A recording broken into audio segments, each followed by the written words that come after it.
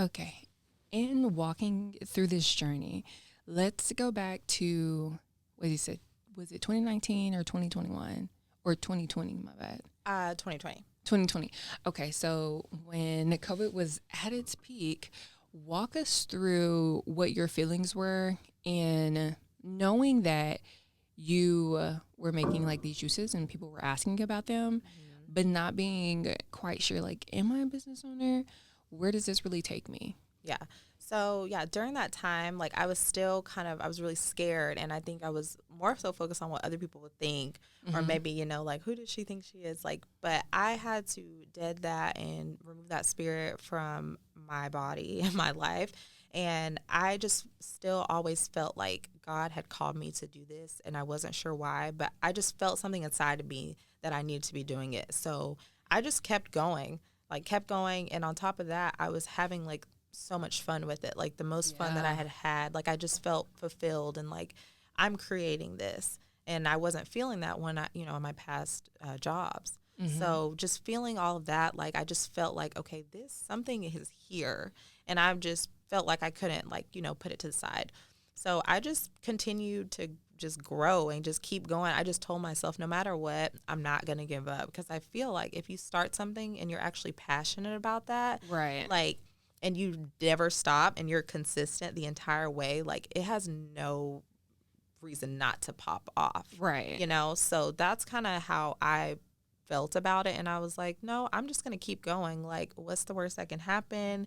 You know, I feel like, God has placed this into my life for a reason, and something just told me to keep going. And so I Yeah. just tried to, remove all negativity. And I'm not saying I don't still feel those doubts to this day, because I do, Yeah. but I still just push through them, because I'm kind of like, I'm curious to see what's going to happen if I don't let that negativity and any doubt overcome. Awesome. So, in that creating those juices, when I think of creating something that people consume, I think of like food being in the kitchen and all that. Mm-hmm. So, what type of personality are you? Are you like, were you in there making juices like, oh, I'm just going to follow the recipe, or let me taste this, let me put a dash of this? Like, how were you concocting the juice? You don't have to give away any secrets now, but like, what type of cooker or juicer creator are you? Yeah, so I kind of just like followed my instincts when I was trying out different blends and different fruits and vegetables. And all of the flavors came very naturally. I don't know Mm. why, but everything just popped into my head, like, try this. And almost everything that I made actually came out really good, except for like a few. And so I was just in there, just whipping it up, just trying stuff, Yeah. tasting. Like, I'm a very hands on person. Like, I don't mind getting dirty. Like, I'm like night and day. Like, I'm like either all the way dressed up and glam, or I'm like literally sleeves rolled up, like, let's do this. Okay. So, I just was, try to curate things that I liked personally, but I also kept in mind things that I know a lot of other people like. For instance, like, I don't like tangy, like, sour stuff, Mm. but I know like a lot of my friends love that, and a lot of people love that. So I try to keep that in mind too. Like, I'm not only creating things that I like, but let me create Right. things that other people will probably like too. Yeah. Making sure your market is asking for what Hmm. you're actually creating. Yeah. Great. So in addition to that, so you're in your kitchen at the beginning. Are you still in your kitchen, or is this become more of a like a production? Do y'all do it in a certain place? Yeah, so now we have a commercial kitchen, and so we're kind of like moving more towards like the manufacturer type of distributor type of things. And so that's Mm-hmm. kind of also a part of the what's next and growing. Like, we're trying to really make it just be more official. So now, we have to adhere to certain regulations. So yeah, we have to like be in grade A commercial kitchens. But I did start off in my kitchen, Yeah. and, I made sure that everything was clean, because I am a Yeah. clean freak. And, that was important to me even at the beginning. And that's the thing. Like, it's okay to start in your kitchen or in your garage or whatever. Just, Right. obviously it may not always be the most ideal thing, but just to get you started off the ground, just take the, necessary steps that you need to take, especially when preparing like food items and things like that. Just, Right. do the best you can. Obviously there's no, ill intention behind it. But you got to start somewhere. So. Awesome. So in creating your juices, I have become like a really big proponent of affirmations. Does affirmations play a role in your life at this part of your journey? Yes. So I started doing my affirmations. I would journal every day. I would write them down or I'd revisit them. I got some apps. Like I even have an app on my phone right now that has an affirmation. I set it as a widget. So at the top, it stays there and it like rotates throughout the day. So it just gives me different affirmations. And it also lets me choose like the topic of like how I'm feeling or like maybe the thing that I'm struggling with most. So it gives me affirmations based on that. So I'm definitely an advocate for affirmations. Like they really have just like changed my life so much because it just those daily reminders that, you are doing good, you're enough, like you can do this. And it seems kind of minute, but I've gone on periods where I didn't do the affirmations and I just kind of felt like I was all over the place, like something was missing. So it does kind of help keep me a little grounded. All right.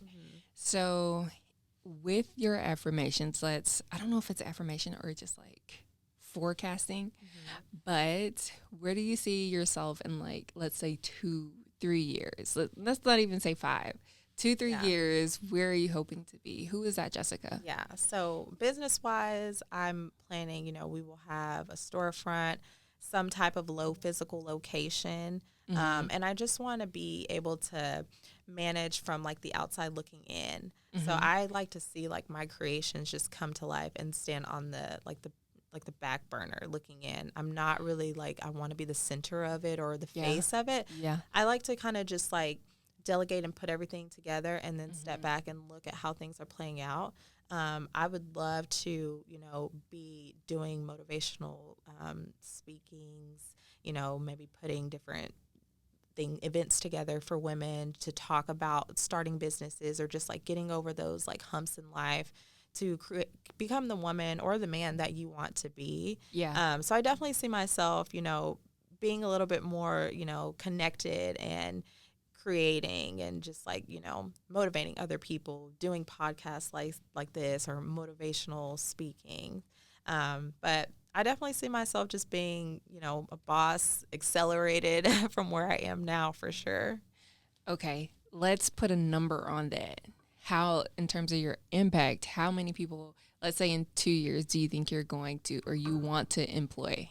Like, how big? Because I want you to look back on this and blow your mind. So let's see how big. What is your imagination? I would say in the next year, maybe about 6. And okay. Only because I have like kind of one person right now that she helps me a lot, throughout the week with orders and things like that.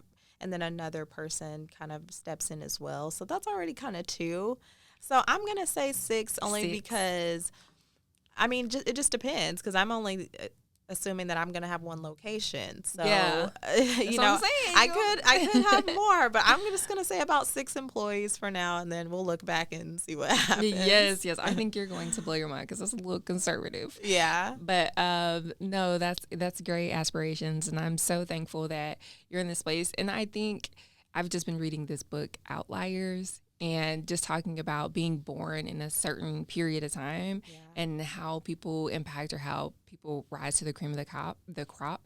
And all of the people or however many people that went through Bailey, like there are so many people doing great things. Yes, so I want to there be is. like, I was thinking about kudos that to you. Like there are so many people doing great things and just being born in this space where so many creators are like, I'm going to do it. I'm going to do it with intentionality and consistency and make sure it's grounded in God. I just want to say congratulations and thank you for being in that space and listening to that. Cause I just woke up this morning, like my husband is still a teacher. Yeah. And I was just like, I could totally accept that.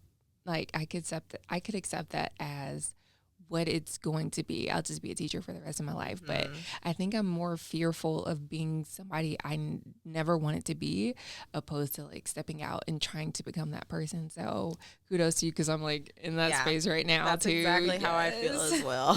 I'm like, I'm 20 years old. So like, what do I have to lose? It's not like, I'm 50 and my whole life has been paved out or whatever. But yes, I just wanted to take that time and say kudos for taking that step. Yeah. Thank you. You're welcome. So I think that is all the questions I have for you today. Thank you for coming and spending some time with us and just really sharing your story. Would you like to shout out your products or any of that for today's show? Sure. Yeah. Well, first, let me shout out my business partner, Chris. He has really helped me along the way and just been an amazing partner. And I didn't mention him earlier, but that is my business partner. So shout out to Chris. And just in terms of my products, you can order online. Our website is www.glowjuicebar, and that's GLO dash juice bar. We're also on Instagram at Glow Juice Bar, GLO. If you live in Dallas, we have local pickup options. So you can basically order online, schedule a pickup at a location here in Dallas, and just go in and pick up. Soiree Coffee Bar is a Black-owned coffee bar in Trinity Groves. They actually sell our juices there, so you can literally walk in and get them if they're there because they sell out so quickly. They do. I can attest to that. And so, we also ship to almost all 50 states. So literally, there's so many different ways to get them. So, and hopefully, soon we'll have an actual location of our own. So, yeah. Yes. We are claiming it. Thank you for tuning in, guys. Today's episode is sponsored by GSTW, where we find and fund your purpose via e-commerce. And that's all.